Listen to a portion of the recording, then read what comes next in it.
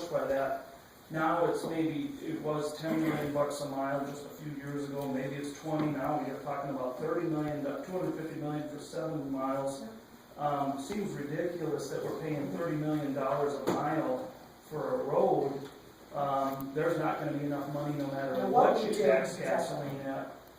I agree with you, and that's why there is efficiency measures built into every bill. So what have they done to increase efficiency in the last couple of years? Well, I can tell you one thing they tried to do was put an R-cut out here on Highway 14, and that didn't get them very far. But that's why it was suggested. An R-cut turnaround. So where they're putting where the beltway is supposed to go, so 14 goes this way, and here's the beltway. It's supposed to have a viaduct over top. We didn't give them enough money to do that. So they're trying to come up with a cheaper way, or less expensive, more efficient way to do it. So what they said is if you're going north, and you're going to cross the 4-lane on 14, we don't want you going straight across. You can't do that. So you need to come up to it, take a right-hand turn, get in the far lane, do a U, get over on the next lane, go across, and then go north on every one of those. And we had meeting after meeting after meeting saying, okay, that's fine, that's going to be efficient, but not for here because our combines and our semis are not going to fit. So they kept extending it out, extending it out. Finally, the engineer agreed, that's not going to work here. So they are doing some of that. They're looking at, should we let the subcontractors do a lot of the design work too, rather than, it's called a design build, so that they have more say and control over what happens at that subcontractor level, instead of the state coming down and saying, okay, you're going to do it like this. Which Medford is another good example. We couldn't get the kind of concrete that the procurement method agreed to when they set up the project. Because of the trains, we couldn't get the right ash to come in to do the concrete that they wanted them to use. It took like 3 extra weeks to get that approved so that the contractor could get the work done.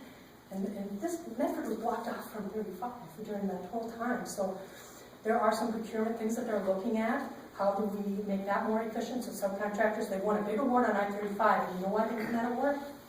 They let the subcontractors do it. They designed it, they finished it, they fixed it, and they got it done. And they won national awards for the work that happened when that bridge went down, and that's because it was a priority. And they dropped all the procurement, they let them do the work. So there are those kinds of things, and I will tell you, Commissioner Zelli is very, very good. He's a businessman. He understands that there are efficiencies that we can do on all of these things. And they're finding new methods to do things. But what I don't want us to get into a trap of is, okay, we're going to do it this way, and it's going to cost $1 bazillion. Oh, now we changed it this way. Is that an efficiency? Can that be marked down? I think so, but not if they're just inflating this over here. So I think we need to be careful about that too. But they are doing things within the department. It's just whether or not you want to put a number to it or a percentage. I think the governor's plan says 15% of what we're talking about has to come through efficiencies within the department. And I think the House has a dollar amount. Yeah, one of the things that we need to look at is the efficiencies that we're talking about, again, are perpetuated because of the discussion we had today about transportation. It would never have occurred if we'd always had enough money to give them whatever they want. Now that we're having an issue where we realize that we have not funded properly and some of the processes that we've used have been more costly. For example, moving towards 0 deaths has a high cost tag to it.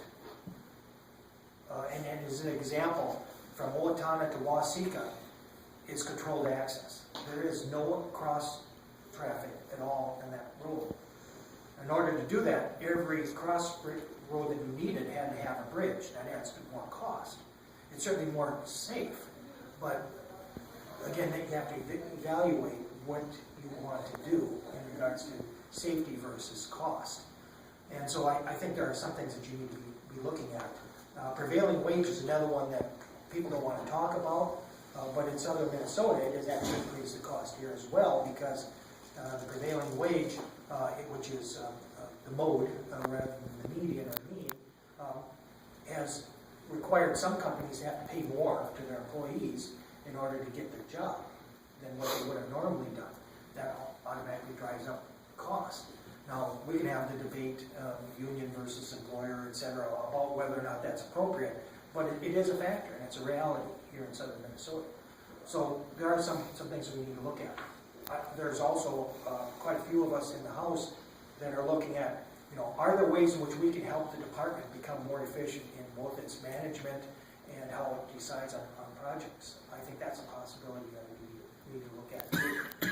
But before we step away from it, I want to just get my 2 cents in regards to Senator Jensen's concern.